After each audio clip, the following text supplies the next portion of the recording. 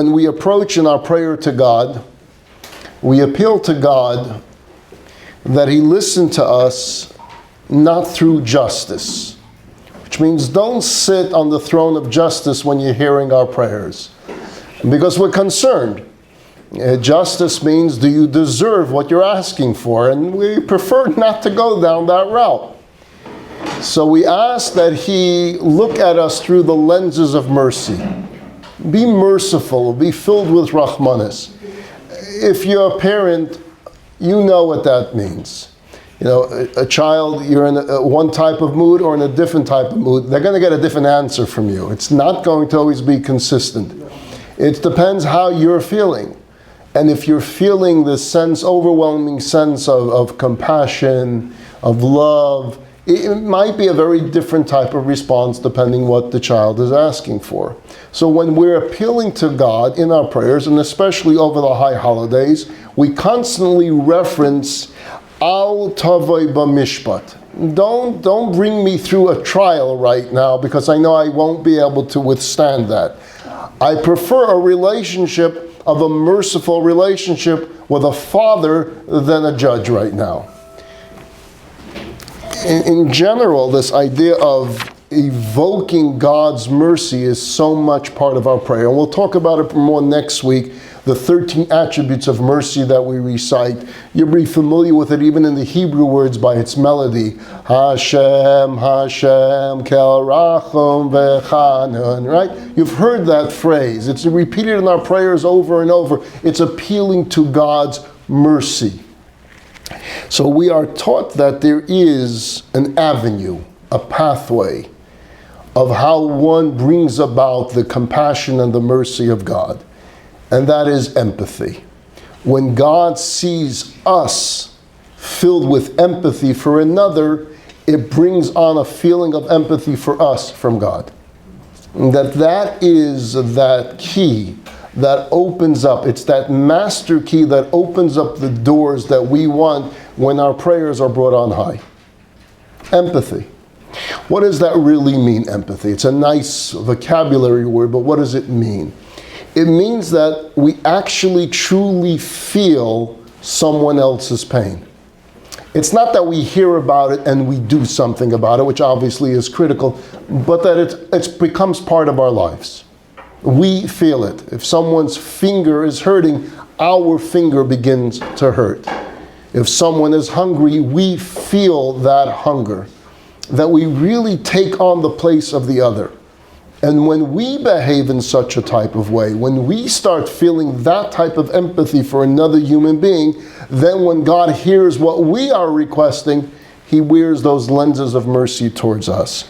And I shared a story that I'm going to repeat for the benefit of those that weren't here, for the benefit of those that are out in Zoom land that were with us last week, and for the benefit of the continued theme of this week's class. I told the story about Moshe Liebefeld. Moshe Liebefeld was in this state of distress because for many years he and his wife Tzivia had tried to have a child and were unable to have children. And as many doctors as they went to, it's as many discouraging reports that they were given back of, it's not in the cards, it's just not going to happen. So they were battling infertility, which is for a couple one of the most painful things, most difficult things to go through in life. Infertility, we understand it, we look at it and we say, okay, they're struggling to have a child and they want to have a child. Maybe you think of it as loneliness. But what you don't realize is someone going through it, every single time there's an announcement of a birth, someone else is celebrating a birth, what that triggers for them and the pain that goes through. And so for Moshe Liebefeld, for himself, the fact that he didn't have children, but also for his wife, knowing the pain that she was in, made life very, very difficult for him. And as much as he tried, and as much as he prayed, and as much as they went for medical work, nothing was happening. He lived in Israel, and he heard about what we call a segula. A segula is an added blessing. And that means he heard it said that there's an added blessing for those that are called up to the Torah to make the blessing on the Torah, but on a particular day, Rosh Hashanah, And on Rosh Hashanah, a particular aliyah, the last aliyah, the maftir aliyah, to get called up to the Torah for that aliyah was a particular extra blessing for someone that was longing for a child. Why? Why that day, that aliyah? Well, I can understand why Rosh Hashanah, why Yom Kippur, I get that. But why that particular aliyah? Well, I told you again, this is all a repeat of last week, so forgive me for those that were here. It's a good story, you can hear it again. That aliyah reads the Haftorah. The Haftorah, that particular aliyah, is the story of Hannah. Hannah was a woman who was infertile. She didn't have children, and she longed for children. This is pre-Holy Temple days. They had the tabernacle. The tabernacle was in a place called Shiloh. Anyone been to Shiloh, visited Shiloh? They have there the model of where they believe the tabernacle actually stood. They have a wonderful exhibition there. So for those of you that are going to be going to Israel on our trip, that was just a dream that we're talking about. But we'll make sure that we go to Shiloh as well. Where is it? Shiloh, yeah. It's what some people would call the West Bank area, but it's in Judea. Yeah. Judea area. Which near which town or which city? Leah, watch which near which city? Near Shiloh. Oh, okay. It's in Shiloh, near Ramallah, if you want the Thank you. It's very safe there. Yeah. It is. It's Shiloh itself is beautiful. Nice synagogue, which is Chabad. Yeah. Now that I know, they don't call it West Bank. Right, it's Judea and Samaria. Yeah. So that story has Hannah. She goes to the tabernacle and she's pouring out her heart. She's crying. She's crying to God to bless her with a child. The high priest, whose name was Eli HaKohen, walks in and sees a woman that he thought was drunk because of her movement of her body. It just appeared as if she was intoxicated. So she says, why were you disrespecting the tabernacle to come here intoxicated? And she turns to Eli HaKohen and she says these powerful words of, I am not intoxicated. I am pouring out my heart to God for a blessing of a child. And she there sets the idea of what is true prayer. What does it really mean to pour out one's heart to God? And so we tell that story on Rosh Hashanah when we're all coming to the synagogue to pray. You want a model example of what true prayer is? Learn from this woman, Hannah. She knew how to pray. And she makes a promise to God that if you bless me with a child, I'm going to raise this child in the house of God. This child is going to have his entire life devoted to God. And she's indeed blessed with the birth of someone named Samuel, who is raised in the tabernacle and becomes the greatest prophet of Jewish history, Samuel the prophet. We tell that story at Rosh Hashanah. The person that gets called up to read that story, there's this extra blessing that if you're looking for a blessing for infertility, that would be the aliyah to get. On top of that, he was told that there's one particular synagogue within Israel that it seems to always work. In that synagogue, it always works. That rabbi of that synagogue stares at the person that is reading that, cries along with the person that's reading it, and somehow his prayers, along with the individual that's saying the story and crying out his heart to God, somehow always works. And always miracles happen from that particular aliyah.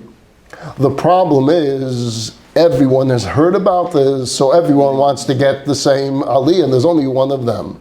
So what did that synagogue do? They decided the only right thing to do is right before the holiday, they're going to hold an auction. And the auction will be for charity. And whoever wants to buy and bids the highest to get that aliyah will be the one to get it. All will be going for charity, so all will be good.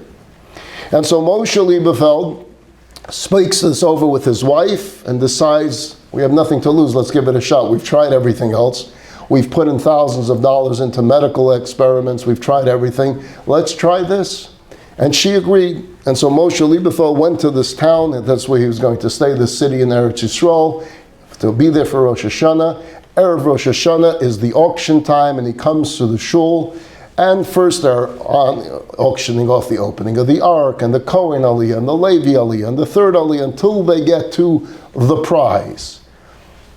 And the bidding begins. And the bidding starts getting higher and higher and higher. He thought, going into this, that $10,000 would be the high bid. That's what he thought it would be, and so he was very prepared for that. But it quickly passed the $10,000 mark, and it was now up to the $18,000 mark, and it continued to go. And obviously, then there were others that were interested in the same honor, until it narrowed down to two people. Two people going back and forth. And Moshe Lieberfeld was one of them, and some other fellow that he did not know was the other fellow. And it went as high as $36,000, and Moshe Lieberfeld went for it, and he purchased it. He was going to come home and tell his wife, we have that blessing. The blessing is there. It comes Rosh Hashanah time, the night of Rosh Hashanah. He's intense in his prayers, and now it comes the Rosh Hashanah morning. The prayers are going on, and he's feeling the entire time this intensity for the prayers that his wife should be blessed with the gift, the blessing of a child during this year. The Torah is taken out. Now it's getting closer, and it's getting closer. The first Aliyah is called up, the Kohen is called up, and it's getting closer to when he's going to get called up to his time up there to read the story of Hannah and to bring down from up above this holy blessing. And suddenly his mind goes off path. And his mind starts thinking about somewhere in the synagogue right now is the other person that bid against me, that I won. But I'm thinking now about his pain, that he also has gone through everything that myself and my wife Tzivia have been going through. And he too is living with that pain. And now he's going to have to come home after Rosh Hashanah and tell his broken wife that he didn't get the Aliyah, that he was outbid. And as much as he wants to keep focusing on his wife and the blessing and what he needs, he can't stop thinking about there's another person in this room that's broken and doesn't have the excitement that I have that soon I'm going to get called up to the Torah. And just when it got before he is supposed to get called up, he walks up to the Gabbai, that's the one calling out the names. He whispers in his ear. The Gabbai looks at him as if, you're sure? And he says, yes. And the Gabbai goes ahead and calls out the name of the other person and calls him up to the Torah. And the other fellow says, but I didn't win the auction. And he's told, no, it was a gift from Moshe Lieberfeld. He wants you to have it. He gave away that which he came for, that which he paid $36,000 for, because he couldn't handle the fact that someone else was in that state of pain, that he knew what it was like, and would have to go home and tell his wife, I didn't get called up to the Torah. The end of the story is that 1 year later, Moshe and Tzivia Lieberfeld were blessed with a baby girl. They had their blessing. Why?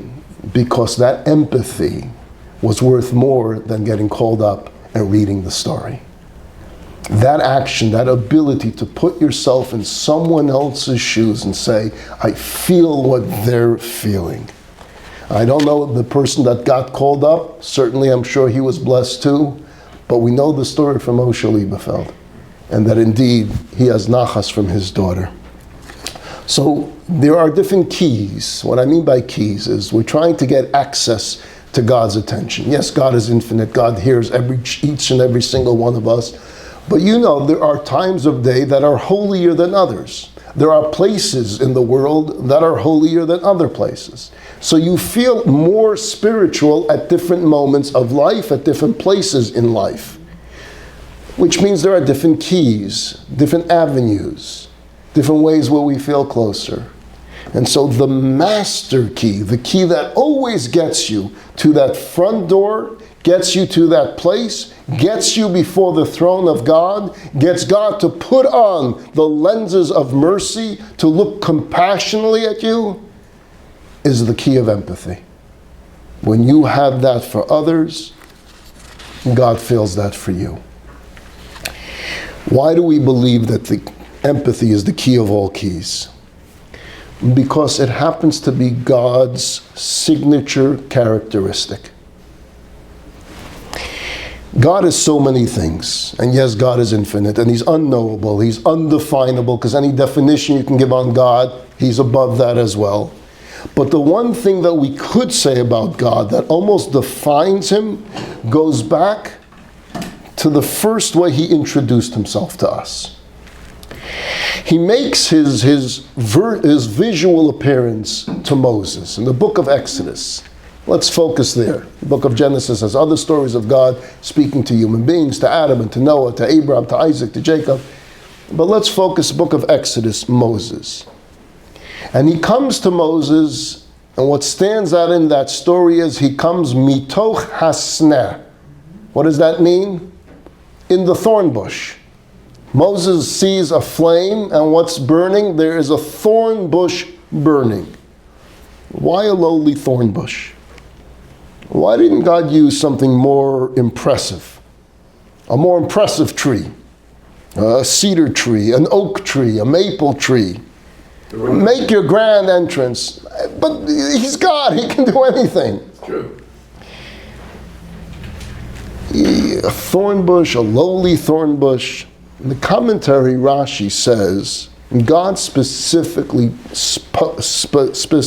selected a lowly bush because He's making a statement. And the statement was, Imo anoichi bitzara. I am with you in your pain. I'm there with you. I don't want you to think I'm there, you're there. I am there with you in the pain. You're down low and you're suffering, so am I. While there is a reason this has to happen, the fact is when you're in pain, I'm in pain. And that's why the thorn bush. And God is sending a message, I have not abandoned you. The bush is on fire, but it's not being consumed. You will not be consumed. You will survive. It's the first statement of Am Yisrael Chai. You're going to live. You're going to survive this. So the reason I believe that God places the highest value on sharing the burdens of those in distress is because at the end of the day, that is what the best defines God Himself. So that when we do that, we're connecting ourselves to God's attributes. In 1895, there was a huge fire that engulfed the town of Brisk. In those days, when fires broke out, it spread quickly from house to house. It wasn't that the fire department here on Canwood Street can be there in 14 seconds. If a fire broke out, it took a long time to organize the entire town, to line up with buckets, and usually you lost most of the town in any type of fire that swept, similar to what happened in Southern California here. Pacific Ocean fire. So the flames are raging in the town of Brisk. The Rav of Brisk, his name was Reb Chaim Soloveitchik, he went dashing into many of the burning houses to pull people out. He then ran around finding kids that ran out of the houses and reuniting them with parents. In the aftermath of the disaster, he continued to help raise funds to help rebuild the town. It says during this entire period of time of months that it took to rebuild the city, Reb Chaim slept on the floor in the synagogue. Even though his house did not burn down. Even though he had a bedroom. But he said, I will refuse to sleep in the beds until everyone in the town has a bed back. That was a statement that he was saying to his community, how you need to feel. When others are struggling, do you feel it? And do you feel it? That's the way you're going to act on it. I don't know if you remember this, it was December of 2019. A terrorist entered a Jersey City kosher supermarket. You remember that attack? He opened fire and he killed 3 people. And he left that store in shambles. Among the dead was the store owner's wife. Her name was Leah Mindel Ferenz. And the cousin of the store owner, his name was Moshe Deitch. They had both worked in the store that was owned by Moshe Ferenz, was the owner of the store, so Moshe Ferenz lost his wife and his cousin in that terrorist attack. The days following the attack, Mr. Ferenz is sitting Shiva. He's in obviously no position to think about the business that he and his wife started and worked on for so many years.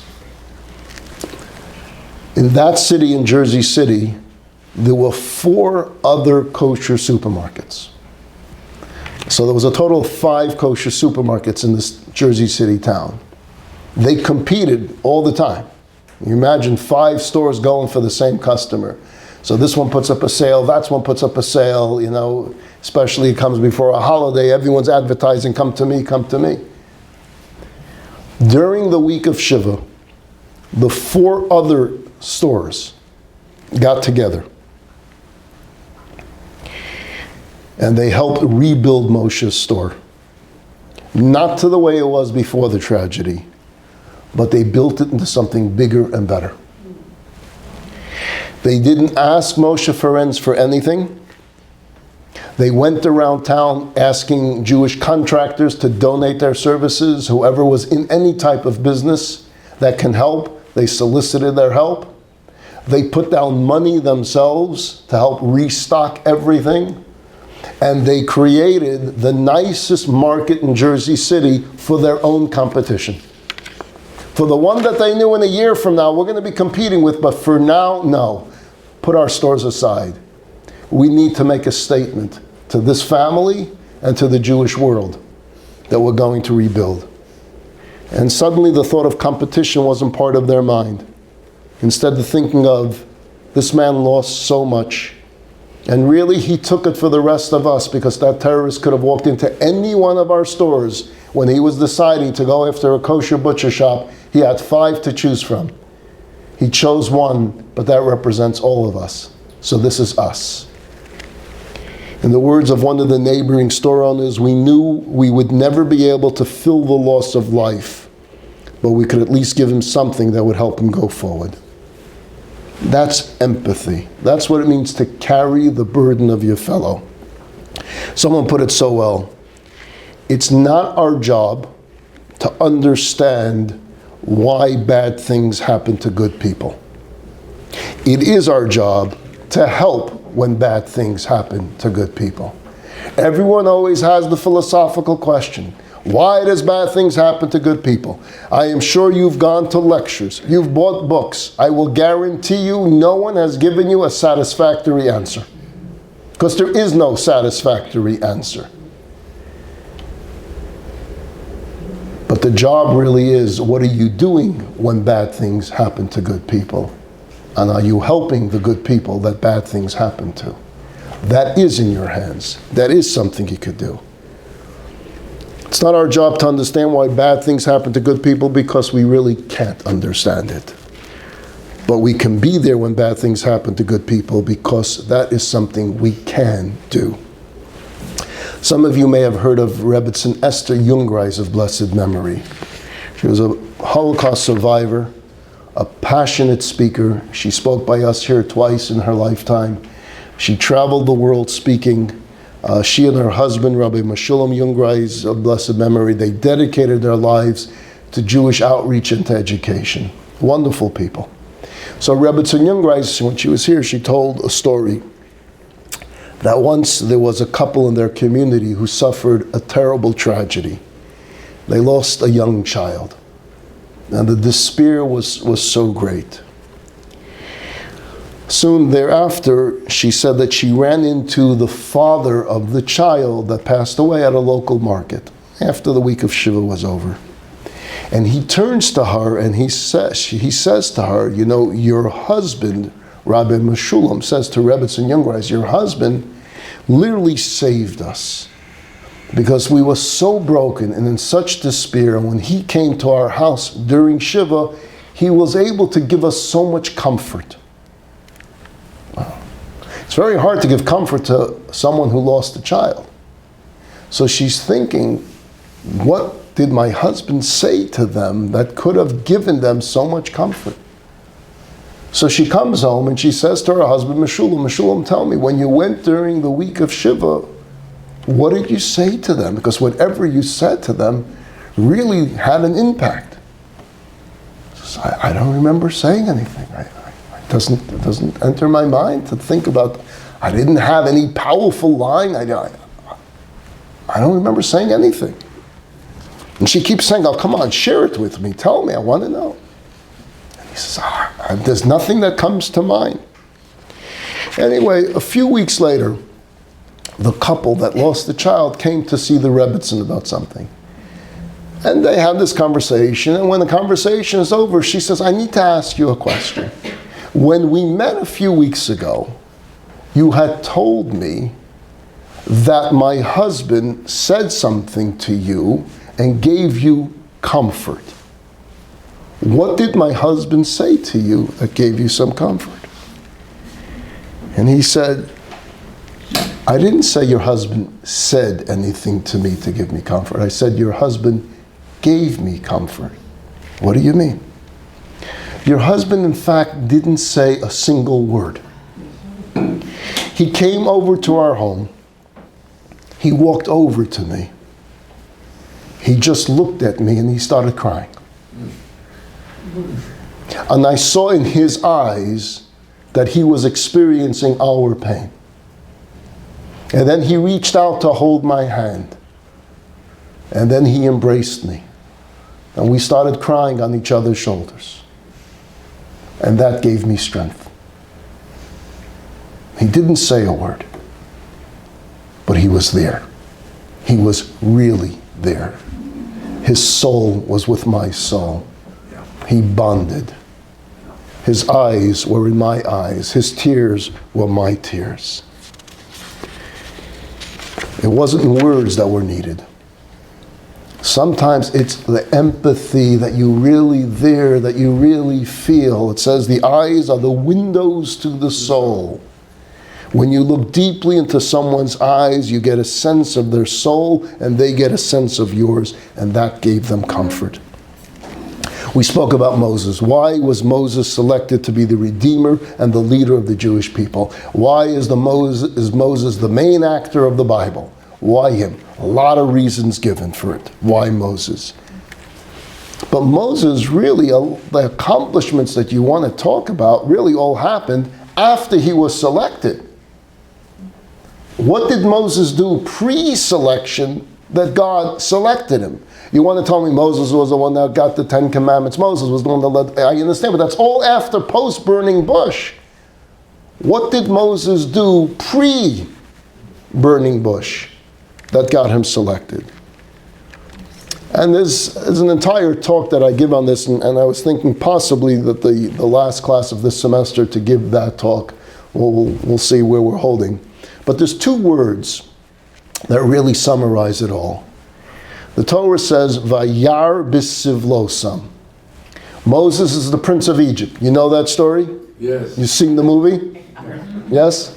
He's the prince of Egypt. He's being raised in the palace. He's not enslaved with the Jewish people, even though he's biologically a member of that family, but he's raised in the palace. He's Pharaoh's adopted son, adopted grandson, whatever way you want to interpret it. Vayar bisivlosam, he goes out one day and he sees an Egyptian beating a slave. Now he can close his eyes, I'm the prince of Egypt, that's not my problem. Vayar bisivlosam, he sees the pain of the Hebrew and he saves the Hebrew. That's what God was looking for. Who is living in the comfort of the palace, yet will forego it to see the pain of someone else. Vayar bisivlosam. He saw the pain. He didn't look the other way. He saw his brother in pain and he goes and he does something. He gets involved and he intercedes and he saves this person's life. Why does he do this? Empathy. Because he was an individual of empathy. He was an empathetic person. And that's why he was chosen.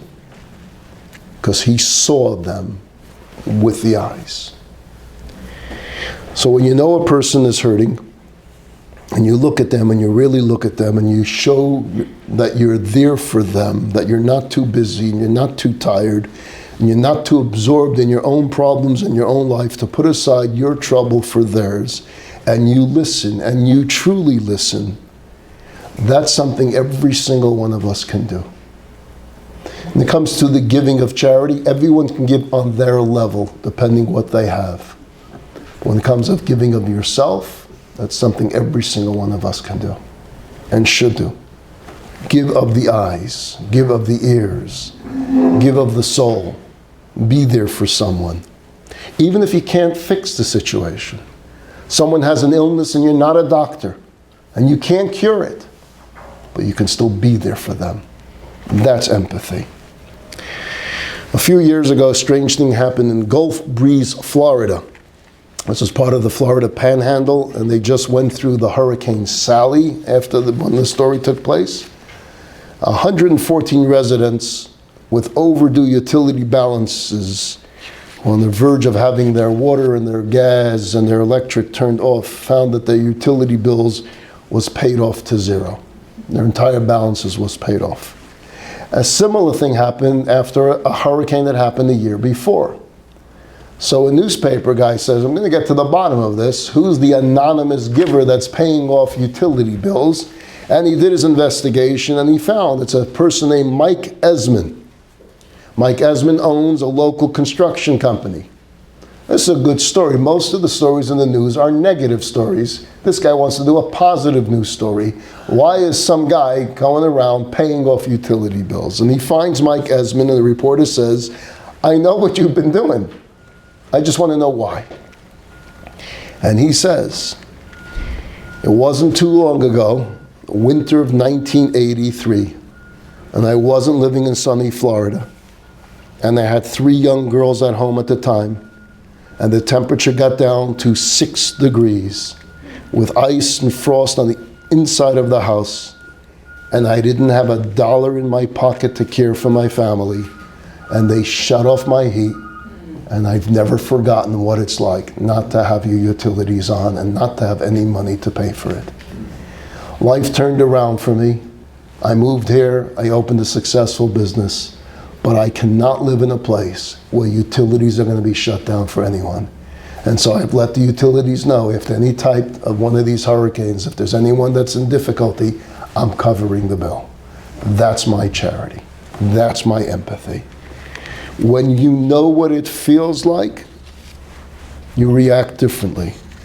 And so we've all gone through challenges in our lives. We've all gone through struggles in our lives. We've gone through adversities in our life. Different ones. Some of us have had the financial difficulties, some the physical, some the emotional, some medical, some lose their jobs. Everyone has some type of struggle because life is not easy. God didn't guarantee us an easy life. A good life doesn't mean an easy life. When we go through those experiences in our mind, we can either have resentment that we have to go through it or are going through it, or we can realize that we have something now, that memory of it, that should trigger within us an empathy for someone else that's now experiencing that, and we can be there for them. If you think about it, if someone ever gave us a loan when we needed it most, without that loan at that period of time, we never would have gotten through it. Well, that's a great blessing to have, but pay it forward. Do that now for someone else. If you have someone overcome an illness, and you know what it was like to go through that period of time and to have people there for you or to visit in the hospital, do that for others. On and on we can go through the various different experiences in our lives. That's the messages that we're getting from up above that we need to now go ahead and help others go through those same periods of time in their lives.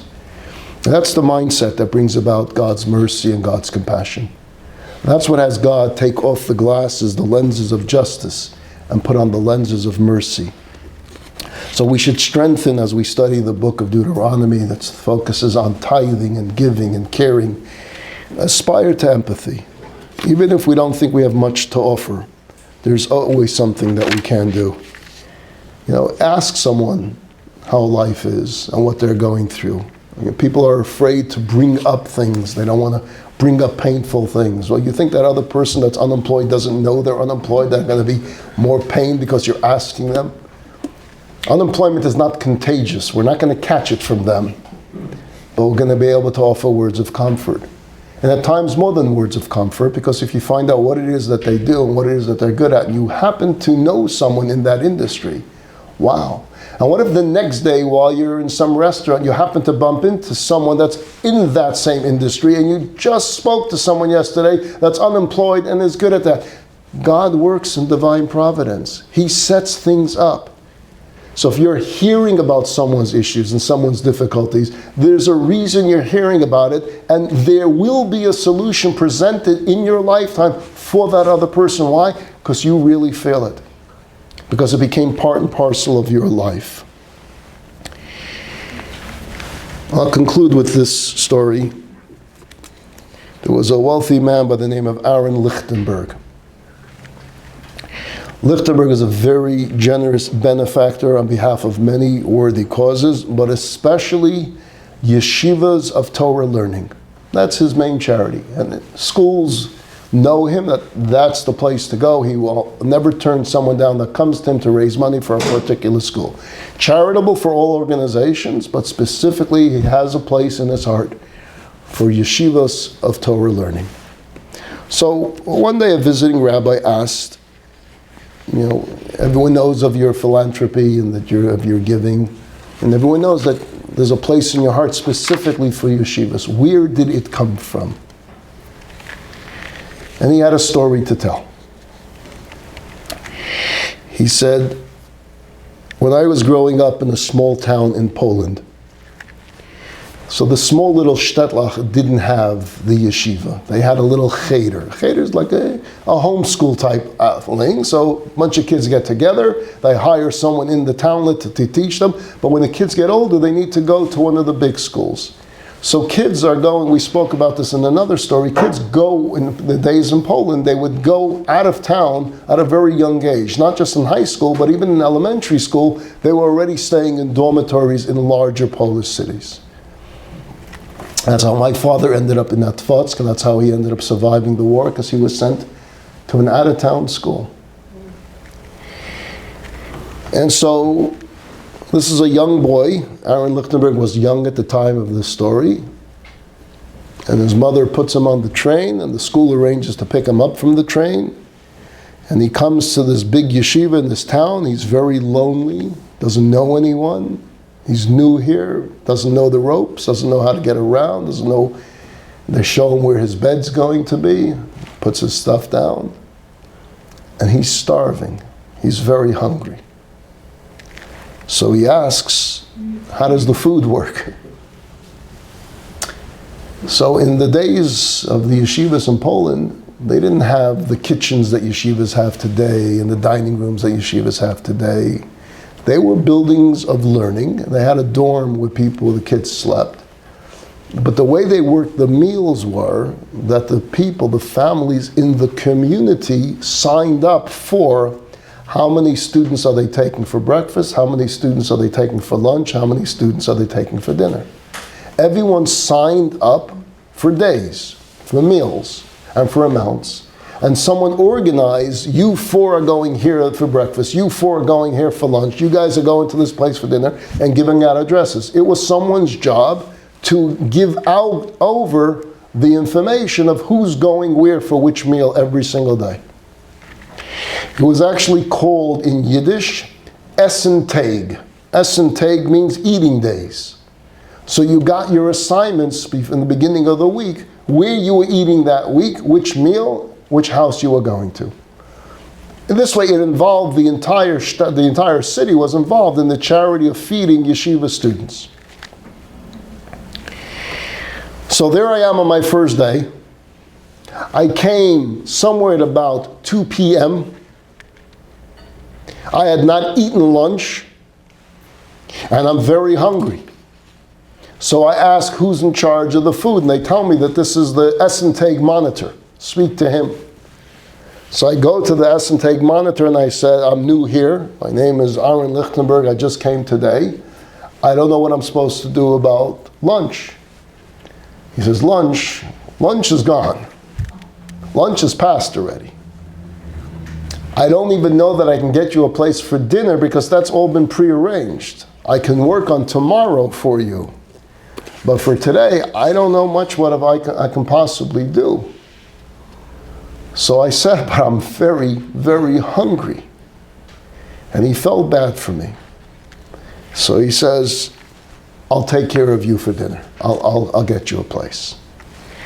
He said, I do have someone that always signs up, always wants yeshiva students sent to their house, but we don't ever send.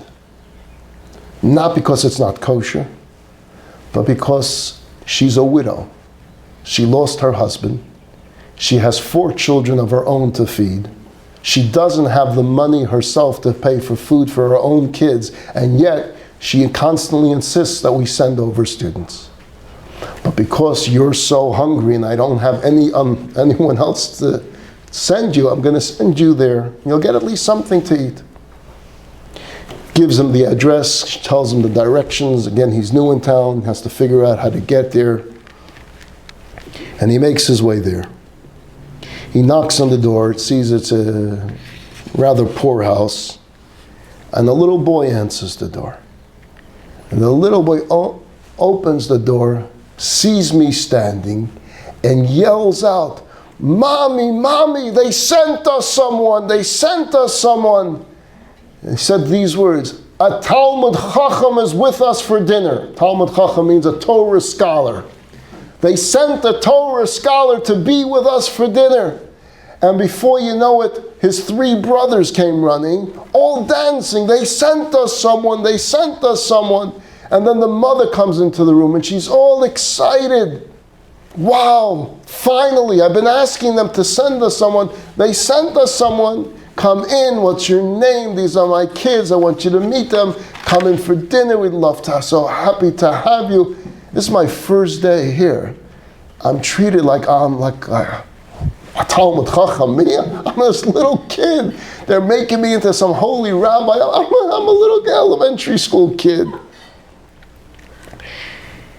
I sit down by the table and I realize why they don't send anyone there.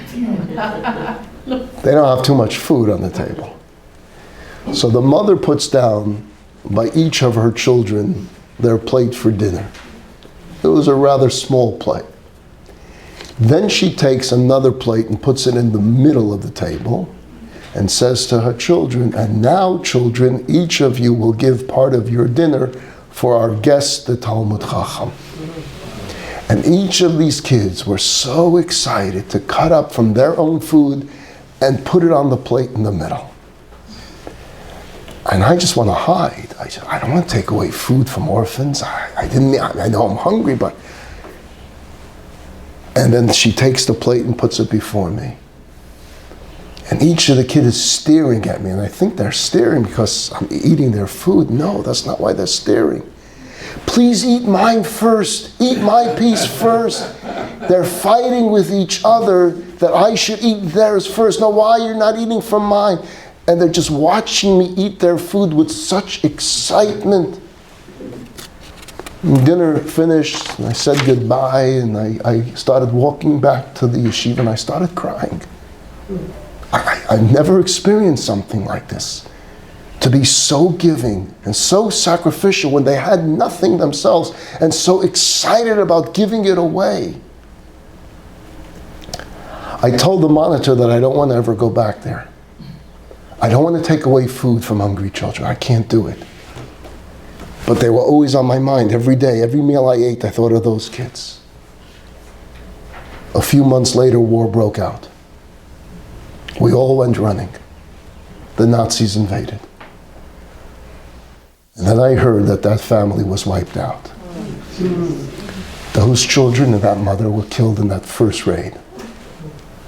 And that's all I think about every day, are those children. Every dollar I give in their memory. Every yeshiva I give, it's for them, it's not for me. It's to remember them. The kindness that they showed to me, what they did for me in that one meal, has affected me every single day of my life. I think of them every time I put a morsel of food in my mouth. And everything that God has blessed me with, I want to support yeshivas so that they can feed every one of their students, not have to send them out to houses, But every yeshiva should have a dining room and a kitchen and ample food to keep supporting these students. That's the idea of charity. That's how we continue with this empathy to be there for others and to continue giving for others.